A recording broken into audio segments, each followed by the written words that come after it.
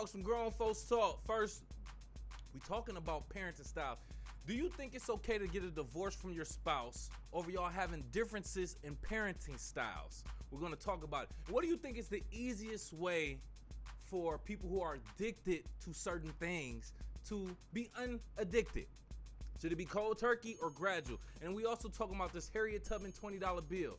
They doing something else now, and I don't think it's fair. But we're going to talk about all that and a whole bunch more. Is coming up. You kicking it with KC.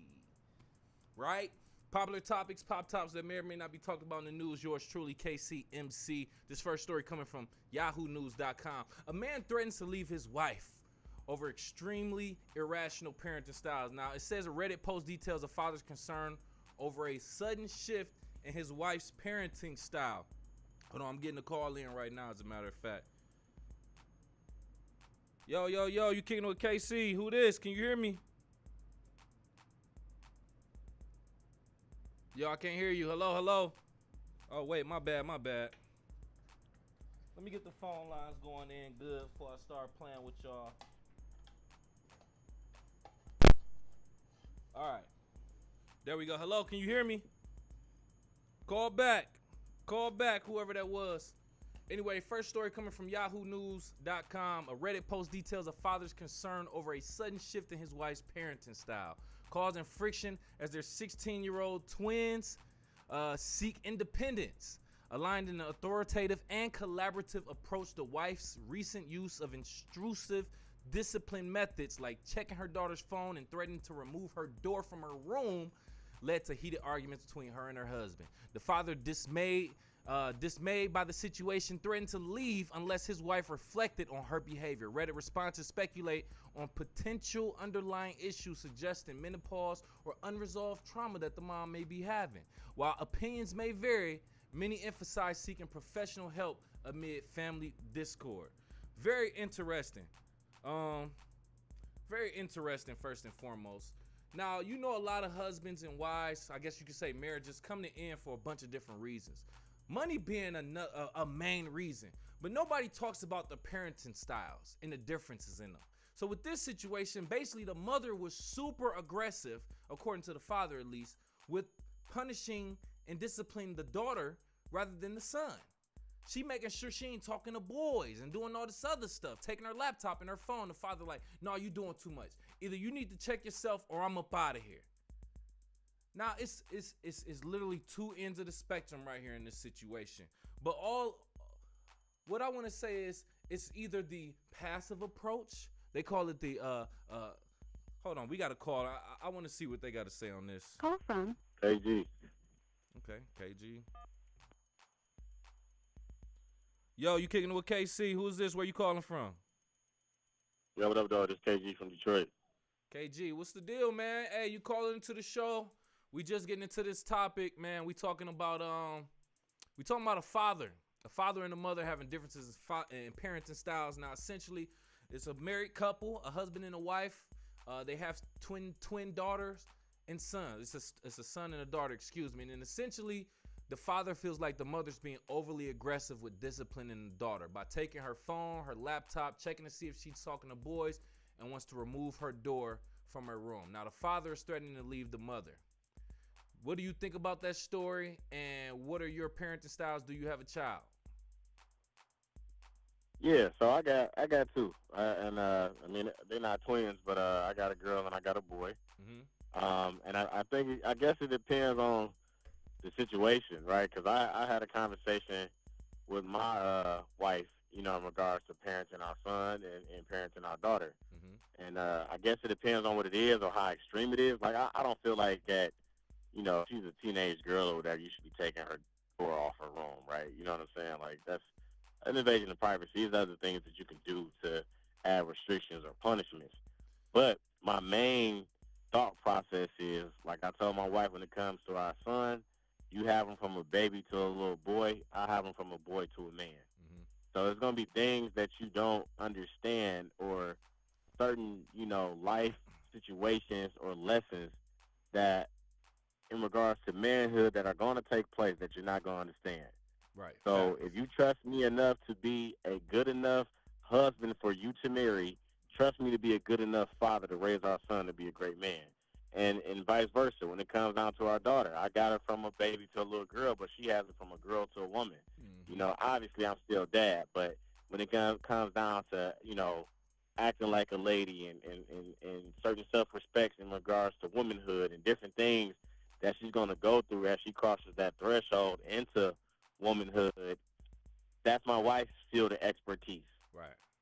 And that's why I married a virtuous woman like I did, because I know she has the skills and the capabilities and the knowledge and the wisdom to raise our daughter to grow to be a great woman. Like I said, I'm there, you know, to be there. But when it comes down specifically to questions and things that regard, you know, womanhood, that's my wife's lane. You know what I mean? So I'm not gonna intervene unless it seems like it's getting kind of hazardous or whatever the case is. And even if I feel like I got to, yeah, and if it gets like that, then I may have to get involved. But also at the same time, you know, it depends really. Like I might get involved behind the scenes, talking to my wife in private. I'm not gonna really undermine my wife, you know, or like cause a problem or challenge her in regards to her parenting skills in front of our daughter, even if I don't agree with it. Like I said, unless it's like becoming dangerous to her health, then nah, you know, I'm gonna let her rock out, and then later on I might, hey, I think you might have been a little tough. You know, how about we try this instead of that? The children need to see the parents united. Right. Because if they see that it's division, that's gonna do nothing but cause more chaos, and they're gonna obviously cling to the parent who's not that much of the disciplinarian in that capacity. So I got one out of everything you said. I agree with the majority of what you said, but one thing I want to ask you about. You said in the beginning to start off, basically, it's an invasion of her privacy, the daughter's privacy, to take the door off and all. Do you feel like that kids should really have privacy? Or should the parents have the right to invade, or if you want to call it invade, inspect anything that they want to make sure their kids are not on the wrong path? Well, so when I say, you know, excuse me, when I say invasion of privacy, I mean it like, you know, she's a teenage girl or whatever the case is. She has a brother. So I'm assuming she probably got her own. She has a father. She probably hit puberty. You know what I'm saying? So it's, you know, that's what I mean in regards to privacy. Like, yeah, she's in control of her own body, right? She should have privacy in regards to getting dressed and whatever else women do. You know what I'm saying?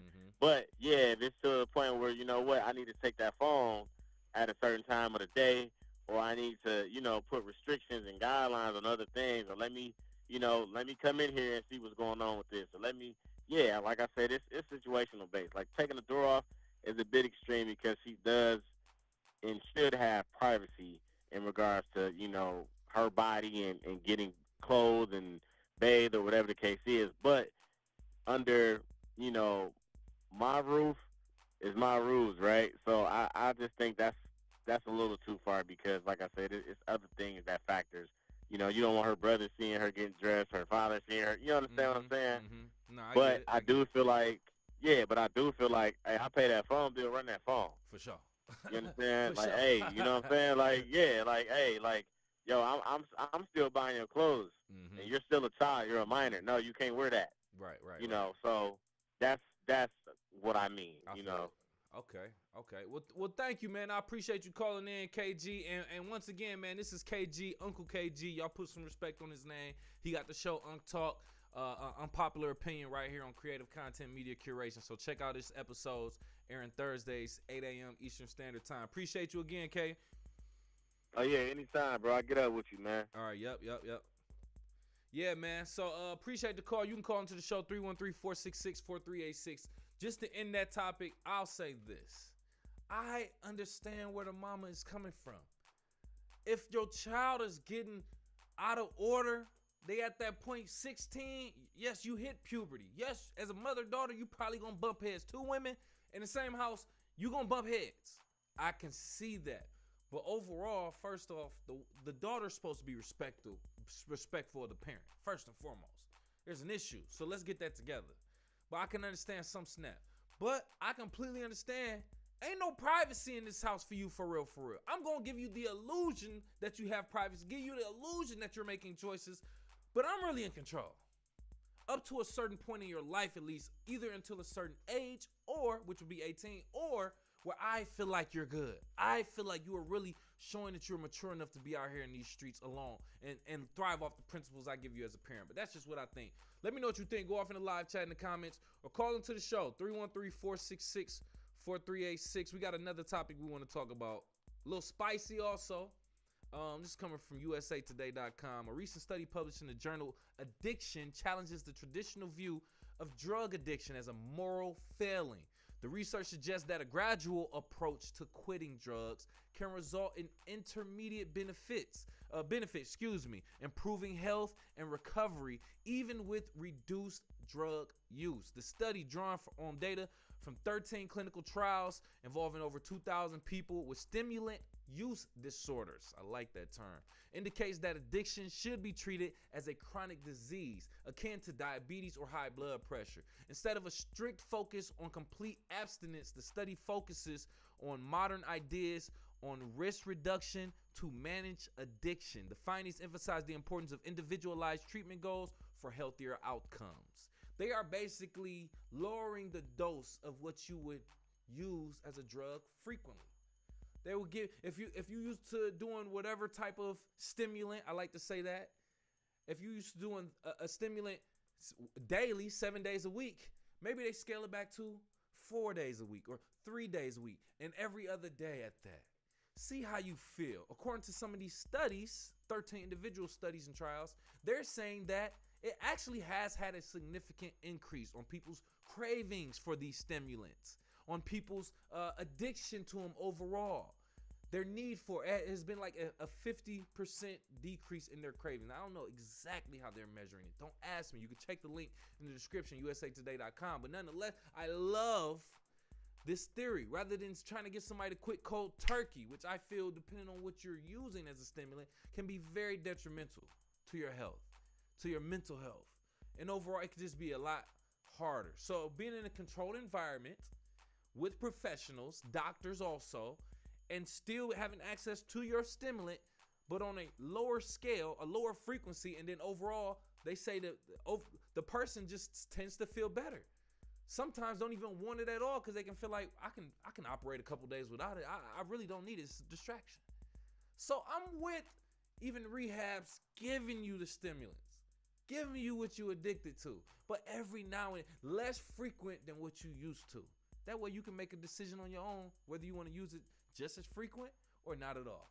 But that's just what I think. Let me know what you think. Go off in the live chat in the comments or call into the show, 313-466-4386. Oh, I got another topic too, if you don't mind. This was another interesting one I want to really touch on. Pause. NPR.org. The U.S. Mint has released three commemorative coins in honor of the famed abolitionist, and human rights activist Harriet Tubman as part of the Harriet Tubman commemorative coin program. The coins include $5 gold coins, $1 silver coins, and $half coins, commemorating the bicentennial of Tubman's birth. The designs on the coins represent 3 periods of Tubman's life: as an abolitionist, as a social activist. The silver dollar design showcases Tubman's role as a conductor on the Underground Railroad, while the $half design symbolizes her work as a scout and spy for the Union Army during the Civil War. The $5 gold coin represents Tubman's life post-Civil War. The release coincides with ongoing efforts to replace President Andrew Jackson with Harriet Tubman on a $20 bill, and they're actually trying to get Andrew Jackson on the back of the bill. So, long story short, the bills, the $20 bills that we were damn near promised from Biden, if I'm not mistaken, or Trump, I can't remember who it was 2016. The $20 bills that we was promised then, that was supposed to debut in 2020, never happened. They claim they're still printing them. Now, do I think they're probably going to come out? Yes. But they clearly are super late, which is on some black people time anyway. They got the first black people dollar bill, and it's about to be late coming out. It's already late coming out. And they decide to put it on coins. They said, we just gonna hurry up and put it on a quarter, or a $half, a silver dollar, and a $5 gold coin. We could do these real quick, quicker than we could do them on the $20 bill. Get up out of here, bro. Get out of here, bro. I don't believe that at all. But let's say it is. It's still a slap in the face. Put the $20 bill with Harriet Tubman, the Harriet Tubman out first. Then put the coins out, bro. To put her on a coin instead of the money is, and for those that come up, let me get a $50, or who even have $50? Who even has coins? I mean, I don't know, bro. it's just so. And then I feel like the longer they wait, the longer it's going to be at a point where legal tender is going to be obsolete. We're not even going to need money.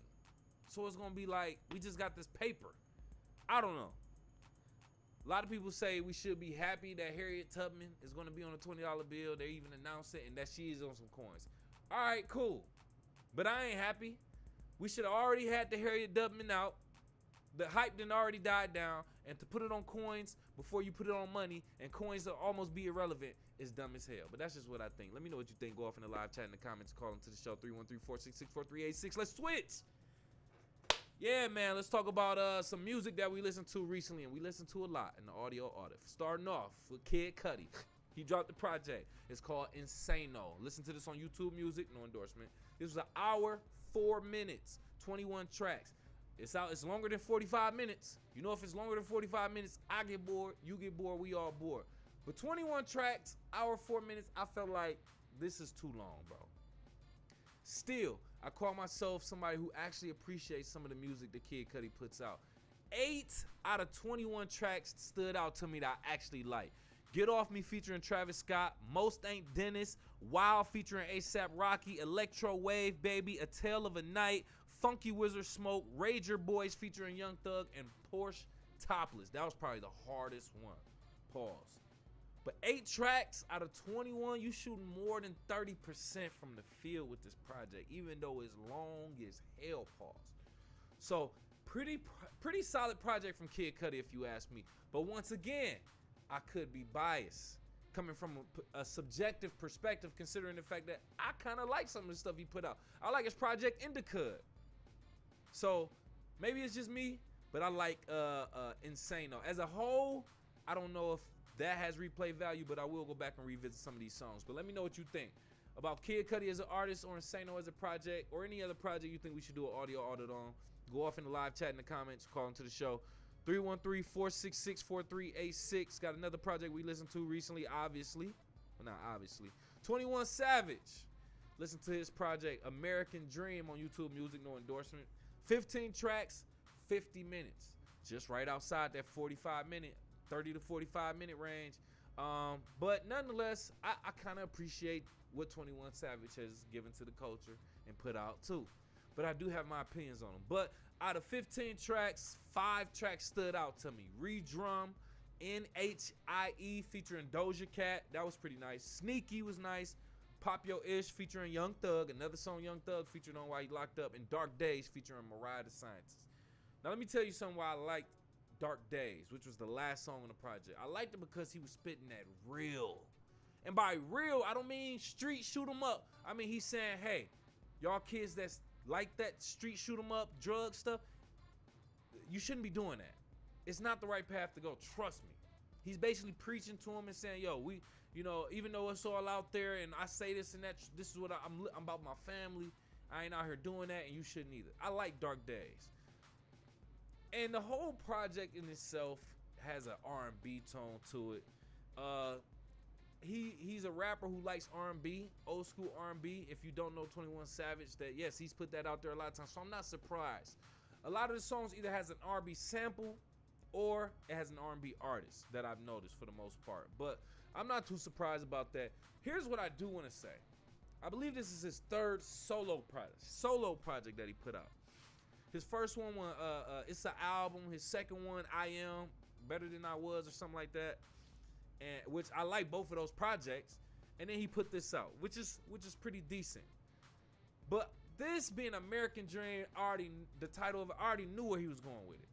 This is his first solo album that he put out after the whole us finding out about him being born overseas came out. After that, now he's standing on the fact that he's from overseas. He was born over there.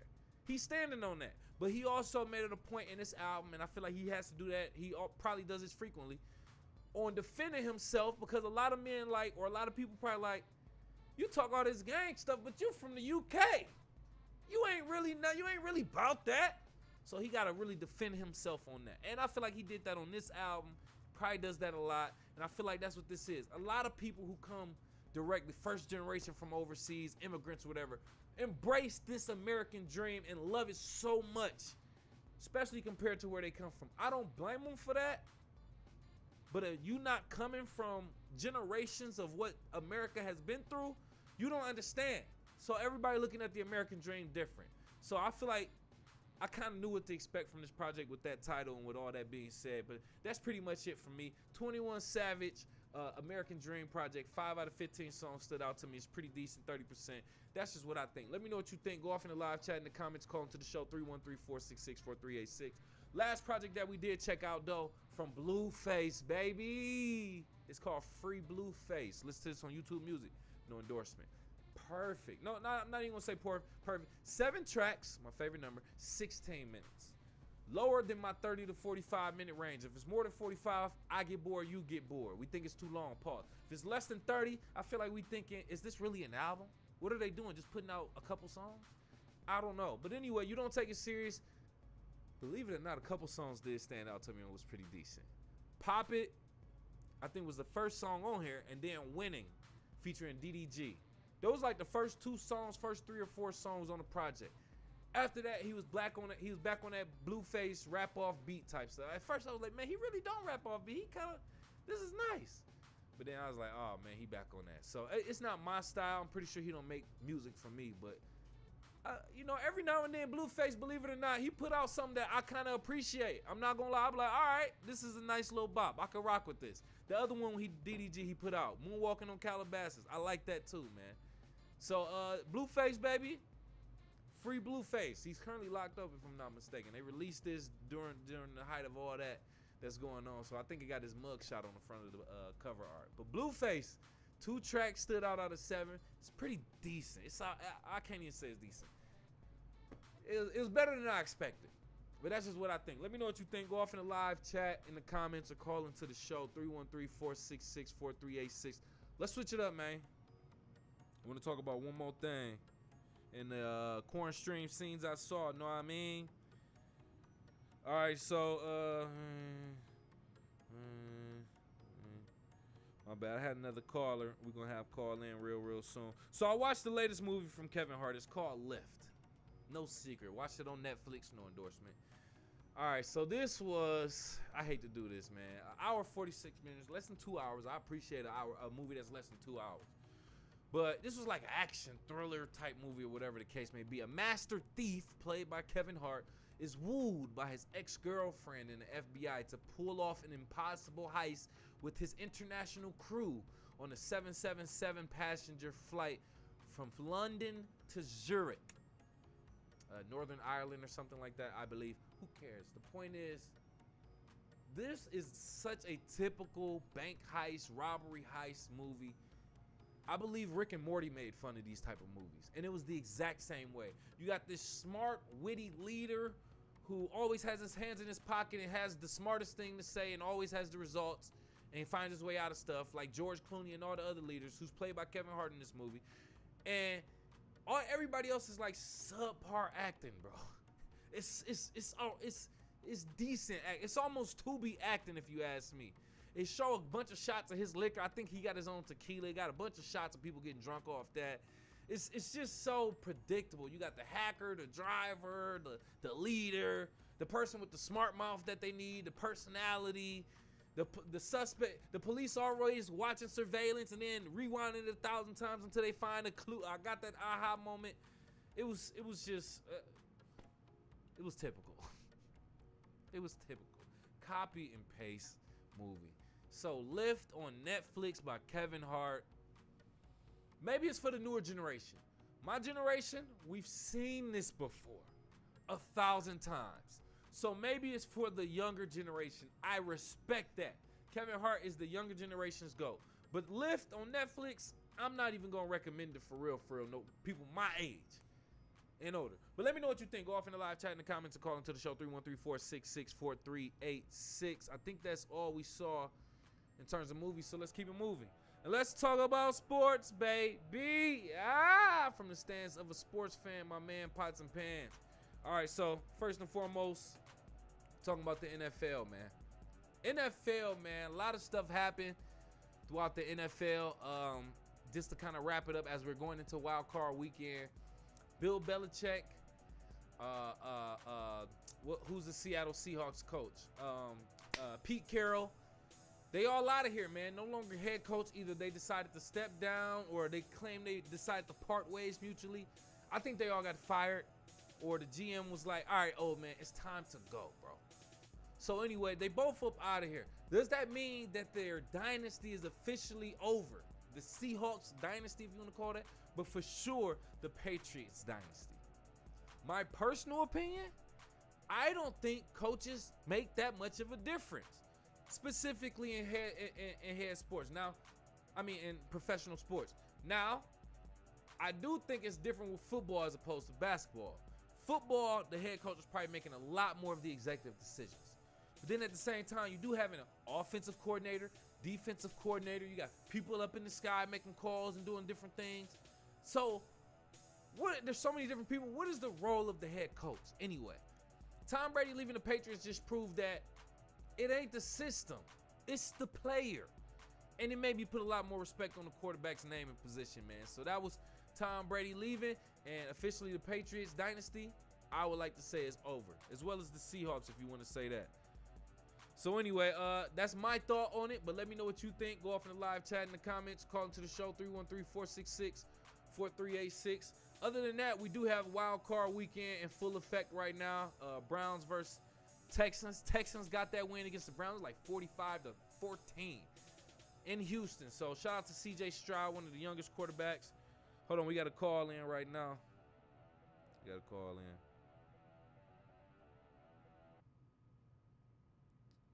Hello? You kicking with KC? Who is this? Where you calling from? Hello. I'm not hearing nothing. Can you hear me? Hello? All right, call back if you can. But yeah, man, so the Texans got the Browns up out of here. The Dolphins and the Chiefs currently playing right now in one of the coldest games in NFL history. Coldest game, man. It's -4 degrees, but they say it feels like -25. Bro, everybody out there who's breathing and talking, you can see their breath. It looks crazy out there. I don't see how they can really do it, dog. But they get paid millions of dollars. Really, what I really want to say is, I don't see how anybody in the stands can really do it. Ain't no way I want to sit out there in negative degrees to watch any of my favorite teams play a sport. Ain't no way. It's people out there with their kids. But anyway, the Dolphins and the Chiefs are playing right now. As it is currently playing, let me see if I can give you an update on the score. I would say we're going to get into that in a minute. Hello? Can you hear me? Oh, wait. I see it. Hold on. This is the difference right here. I'm sorry. Here you go right here. All right, hello. Can you hear me? Yep, I hear you. Hey, what's going on, Pops? Hey, how's it going there, sir? Going good. Appreciate you calling in, Pops. Literally in the middle of talking about wild card weekend and talking about what's going on now. We just talked about the Texans beating the Browns. They just got the job done. The Dolphins and the Chiefs playing right now. I was just getting into my predictions for that, but just to go back real quick, Pops, I just want to ask your opinion on something. So, right. Bill Belichick is done with the Patriots. Pete Carroll is done with the Seahawks. Do you think head coaches really make a difference when it comes to, I really want to say professional sports overall? Matter of fact, let's keep it to professional sports. Do you think head coaches really make a difference, or is it really about the players? Actually, it's a combination of both. You know what I mean? But I think, definitely head coaches, because at the end of the day, it's about leadership. I mean, these guys, it all depends on what kind of leadership style you have, what kind of scheme you have when it comes to defense, what kind of schemes you have when it comes to offense, and really surrounding yourself with a good team of coaches. Now, hopefully, you got the players to back it up. Obviously, players make a big difference too. Right. But at the end of the day, I've seen a lot of coaches, coach certain players up and develop certain players that, when they got a hold to those players, they weren't quite cutting the mustard. Right. But and that's where the coaching part comes in. At player development. So yeah, yep. I get it. Yeah, see, I had the argument, and I said this a lot of times. Now, even though I feel like football is different than basketball, I had the argument that head coaches really don't make the difference. And even though I felt different with football than I feel like with basketball, Tom Brady leaving Bill Belichick and succeeding, and Bill Belichick basically falling flat to the point to where he now lost his position, I feel like that even rang more true. That it's more about the players than it is about the coach. As far as when it, I know it's a combination of both, but if I feel like which one really makes the difference, really makes the team, I mean, like, makes the difference in like where that team goes, I feel like it's the player. I feel like you can have a team full of great players and a subpar coach, and you can still do really good. That's just and that's go with basketball too. The rotation and the turnover rate with basketball coaches, you can win a championship and lose your job the next year as a basketball coach in the NBA. So that was just my thoughts on it too. You got anything else on that? Right, yeah. So in that case, hey, we're talking about, the GOAT though. You know what I mean? Correct. So that's kind of like a unique situation, Right. and yeah, I'm sure there's some other cases in which, once one particular player left the team, retired, whatever happened, you know what I mean? The coach kind of, fell on the face, or, their record wasn't as good, without that particular player. Right. But at the end of the day, in this case, we're talking about the GOAT, one of the best to ever do it. I respect that. That's true. So I mean, that is an outlier. Then that's a good point. That's an outlier situation. It's a rarity and it's an exception to the rule. Okay, I give you that. That's real. Yeah. Okay. Yeah. Oh, you had something else on that? No, go ahead. Okay. All right. So before I get you up out of here, Pops, I appreciate you calling in. We got the Dolphins and the Chiefs playing right now in Kansas City. One of the coldest games in NFL history, -4. The Chiefs are up 10-7, beginning of the second quarter. What's your predictions for that game? Let me see. I haven't seen any of the game. Okay. But I'm gonna tell you, it's hard, as a warm weather team to go into a cold weather city and get it done. You know what I mean? Yeah. Especially. And them guys are probably beating themselves up right now because they had an opportunity to get the W last week. And if they would have, gotten the W last week, they'd be hosting a home game right now in sunny Miami. So they're probably beating themselves up.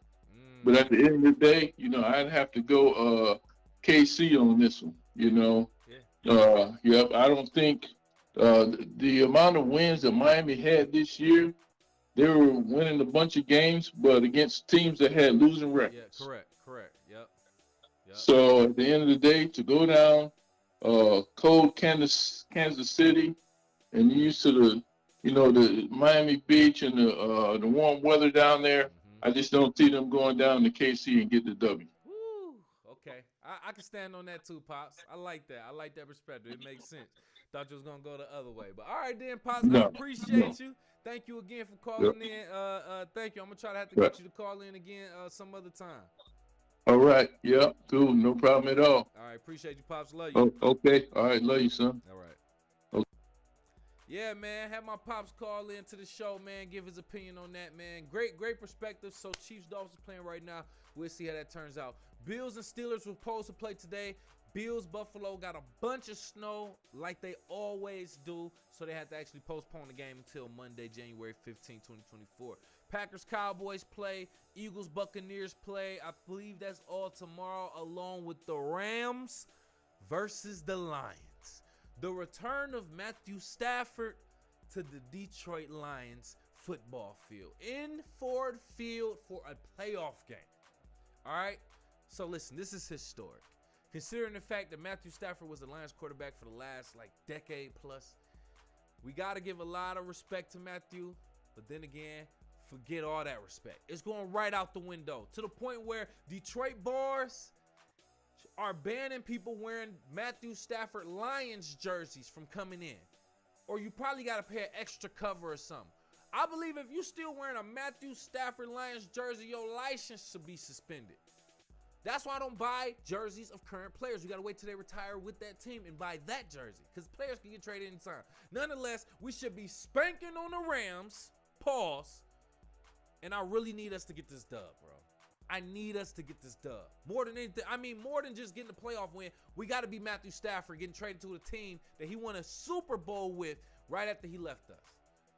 It's way beyond football at this point. My predictions is the Lions stump on the Rams, but that's what I think. Let me know what you think. Go off in the live chat in the comments or call into the show 313-466-4386. Black leadership at head coach and quarterback seem to be more visible than ever during this year's playoffs. 3 black head coaches, by the way, have reached the playoffs. One of them officially just won their game.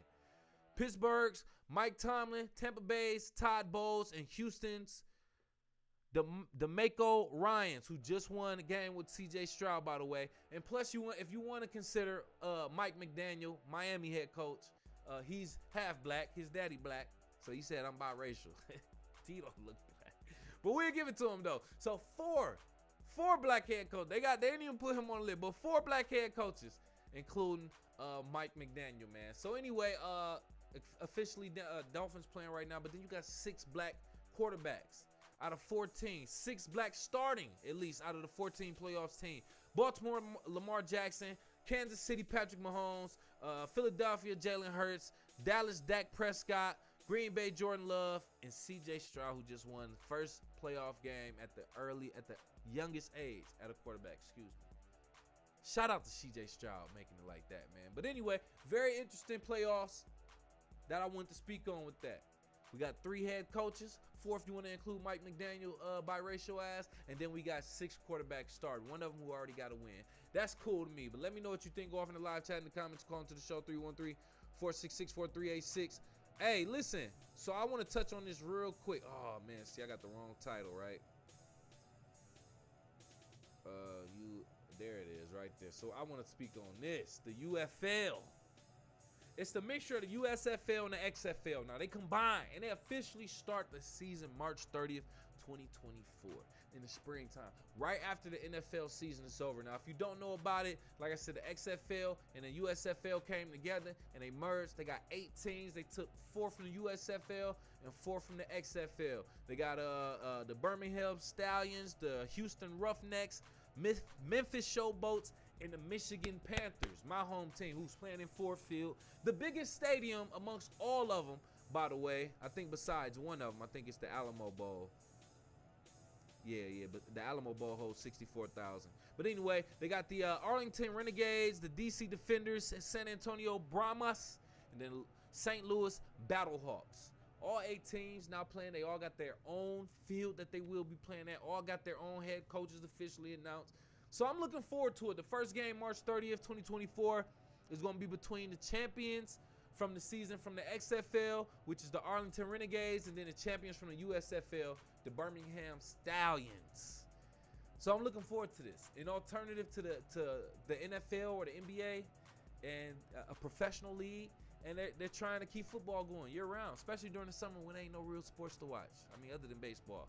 But that's just what I think. I think it's going to be exciting, the UFL. Let me know what you think. Go off in the live chat in the comments or call into the show, 313-466-4386. I kind of want to wrap it up with this real quick.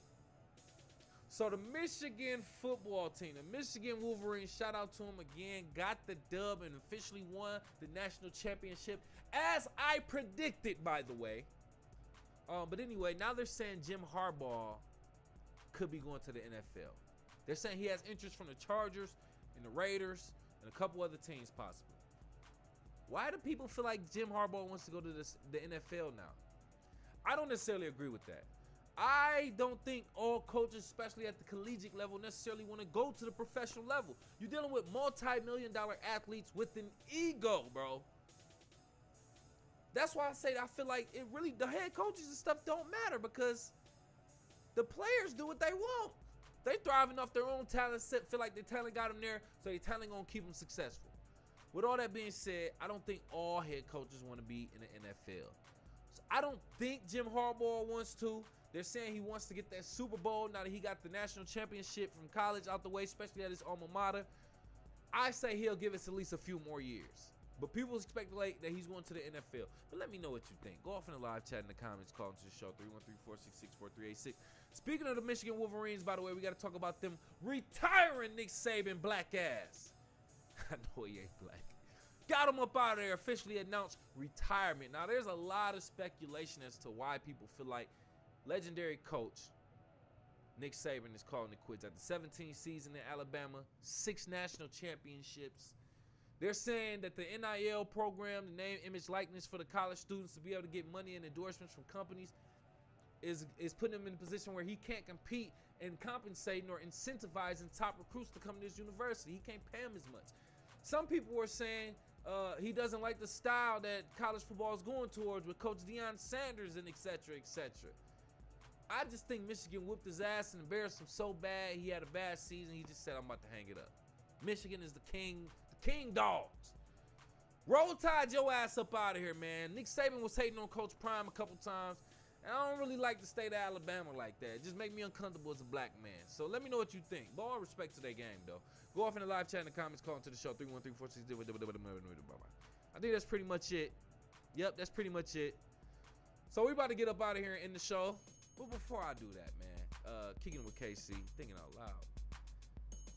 Bro, how's it that everybody feels like they want to be their own person? They want to be different. They don't want to follow trends. But then as soon as you go on social media, everybody's doing the same damn thing in a trend, bro. I.e., during the holiday season, why do I cut on my timeline, scroll up, and see everybody in the Metro Detroit area with the same holiday Christmas background at the same photography company? Like, y'all niggas ain't trying to switch it up, bro. Everybody claim they want to be different, do their own thing, don't want to be like everybody else, but everybody's going to the same thing, and that's just an example. It's a whole bunch of other different stuff. I'm like, everybody's just a copy and paste, bro. Stop acting like you want to be different. You just like everybody else, man. That's just what I think. Let me know what you think. Go off in the live chat in the comments, call into the show. 313-466-43. That was crazy. That was crazy, dog. I'm not gonna lie. I gotta get out of here. Kick it with KC on all social media at KIWKCMC. On Facebook, Twitter, Instagram, Snapchat, TikTok, all that at KIWKCMC. That's just the abbreviations for Kick It with KCMC. And show some love to my sponsor, Team Elite 313. They on Facebook, Twitter, Instagram also. Well, the company is Team Elite. Excuse me. Let me put some respect on it. But they're on all social media at Team Elite 313. That's TEAMELITE 313. On Facebook, Twitter, Instagram, and check out their premium urban-based athleisure wear, or should I say urban wear.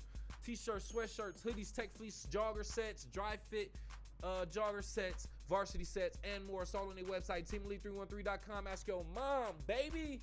Appreciate you kicking with KCMC. If you got this far in the video, for the free love, hit that like button, hit the subscribe button, hit the alert so you know when we're going live, because we'll pop up on you at any time, even though we try to stay on schedule. Other than that, if you got a couple dollars, donate to the show so we can grow. Got the Cash App right here, right now.